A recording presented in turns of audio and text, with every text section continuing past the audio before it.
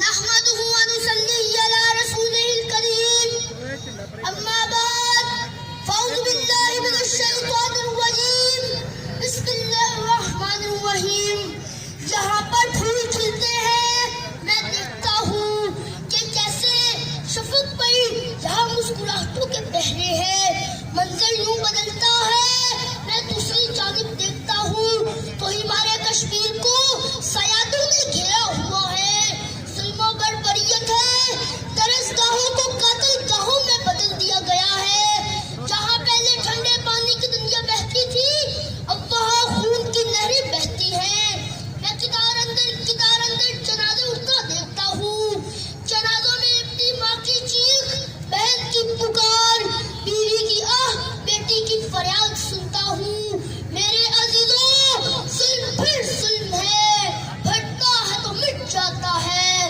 ظلم پھر ظلم ہے، بڑھتا ہے تو مٹ جاتا ہے. خون پھر خون ہے، ٹپکے گا تو جم جائے گا.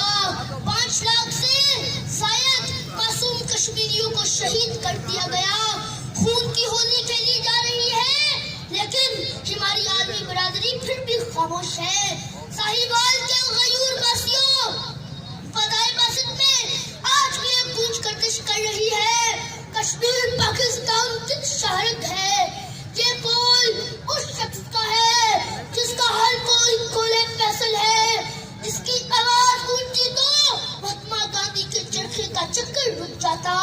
لوگوں، شہرت کی حفاظت زندگی کی علامت ہوا کرتی ہے. خواب سے بیدار ہوتا ہے ذرا محبوب اگر، خواب سے بیدار ہوتا ہے ذرا محبوب اگر، پھر سلا دیتی ہے اس کو حکمراں کی ساری.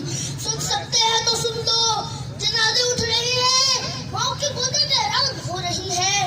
محمد بن قاسم کو پکارتی آواز آج ہوا میں تحلیل ہو گئی ہے. کوئی جواب نہیں آتا، کہیں سے لبیک کی صدا بلند نہیں ہو رہی ہے. مسلمان ماؤں نے محمد بن قاسم جننا بند کر دیے ہیں. 4 نعرے تو تقریریں کر کر ہم سمجھتے ہیں ہم نے اپنا حق ادا کر دیا. جہاد کو دہشت گردی کا بینر لگا کے بین کر دیا گیا ہے. نعرہ تکبیر کر کے تلوار لہرانے والا مجاہد آج کہاں گم ہو گیا؟ مجاہد پیدا کرنے والی زمین آج کہاں ہے؟ قرآن کیا کہتا ہے؟ سنو، وجاہدوا فی اللہ حق جہاد ہی، لیکن سنائی نہیں دیتا.